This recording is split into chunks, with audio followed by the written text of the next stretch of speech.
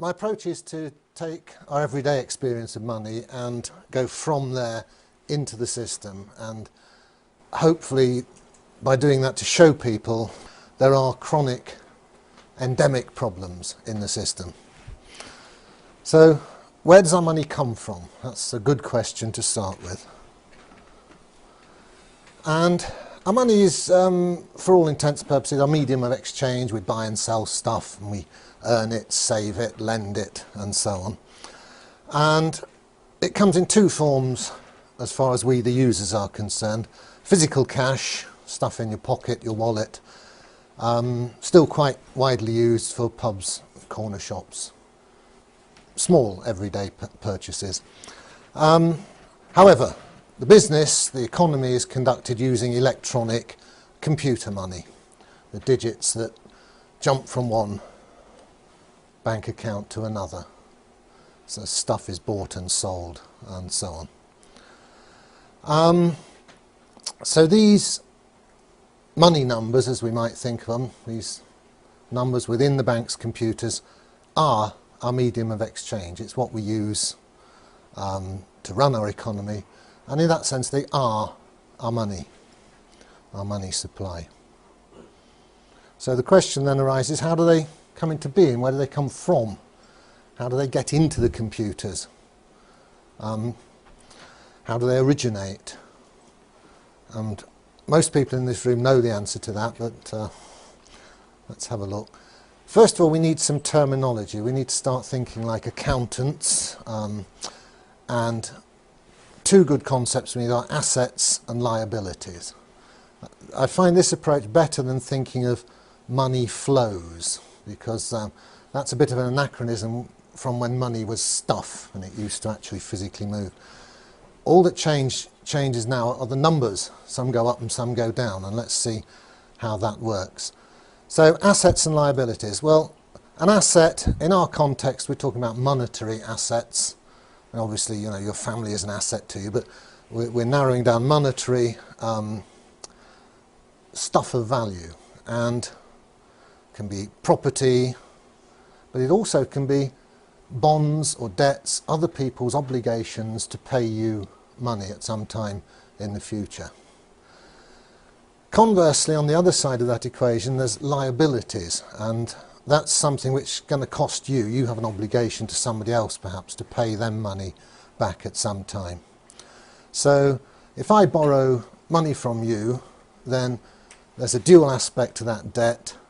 It's my liability because I owe you, and it's your asset because you have a claim on me in the future.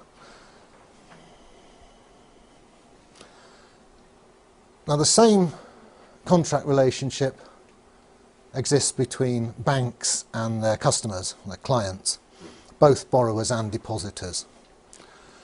So let's say I've got a mortgage with a bank, I'm a debtor to the bank, I owe to the bank, then that debt is of course my liability, but it's also the bank's asset. The bank treats it as a piece of wealth, something of value to the bank.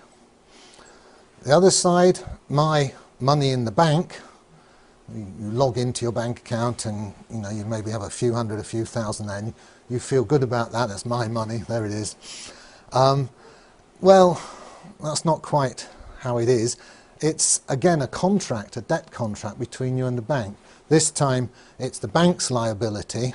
They might need to hand over some real money to you if you come into the bank and demand it, and it's your asset. So because you've put your money in the bank, what's actually gone on in law, in contract, is that you've lent it to the bank. The bank now has use of it. It's not your cash anymore. So try to think in terms of assets, liabilities and contracts between parties.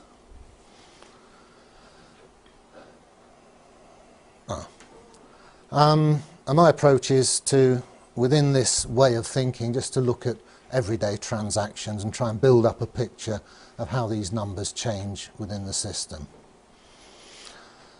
So we look at what's called the bank's balance sheets, and we'll go on to that in the next slide. What is a balance sheet? It's just an accounting convention where you list on one side of the paper, one side of the computer screen, all the assets of an entity, and on the other side all its liabilities. And double entry bookkeeping is a way of maintaining exact balance between these two sides. We'll see that. So then we see how these money numbers change for each basic operation, putting money in, taking it out, transactions, moving it from one account to another. And you can see then from this bottom-up approach, going from the particular to the general, from the detailed to the more global picture, that emergent properties of the whole system are revealed as chronic problems.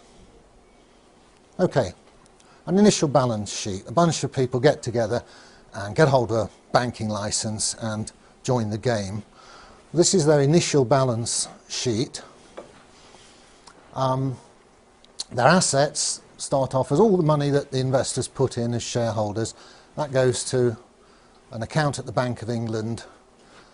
On the other side of the sheet, this is a little more subtle. This is a liability to the bank as an entity which has a debt to its shareholders. So conceptually you have to separate the shareholders from the entity which is the bank itself. And the initial liability of the bank is what's called the shareholders' capital account. It's how much the bank sort of owes back to the shareholders should it be wound up. So if the bank ceases to exist, the shareholders have this claim on the assets of the bank. Therefore it's a liability of the bank, an asset to the shareholders. Right, well, that's the initial balance sheet. How does that balance sheet change when somebody comes along to the bank and wants a loan, a £100,000 mortgage, say? Let's have a look at that balance sheet, how it changes in terms of the assets and liabilities. Because remember, all the balance sheet is a snapshot of the current state of play of the bank, how its assets and liabilities change over time. So here's an event, a basic event. Somebody takes out a mortgage. What happens to the balance sheet?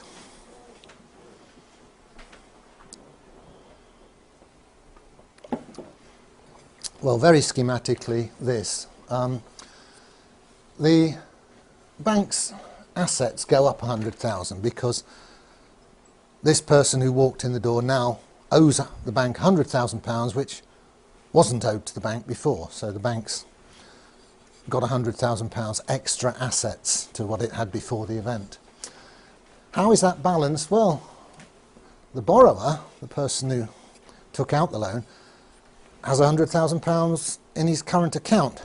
Actually, probably has gone to his solicitor's current account in practice, but it is a liability to the banking system. When we're just pretending to look at one bank as though everything's happening in one bank, but conceptually that's okay if you think of it as the whole banking system. Obviously you might borrow from one bank and deposit it in another, but with a combined view of the multiple balance sheets of the banks, you can represent it schematically as this. So what's happened here is somebody in the bank has approved a loan and has just typed in £100,000 onto the asset side of the bank's balance sheet, however that's represented in the computers, and has typed in £100,000 into the current account of whoever's going to receive the money. There's no stuff has moved, two numbers have changed. That's it. So we can say that debt and money are birth twins. They come into existence together.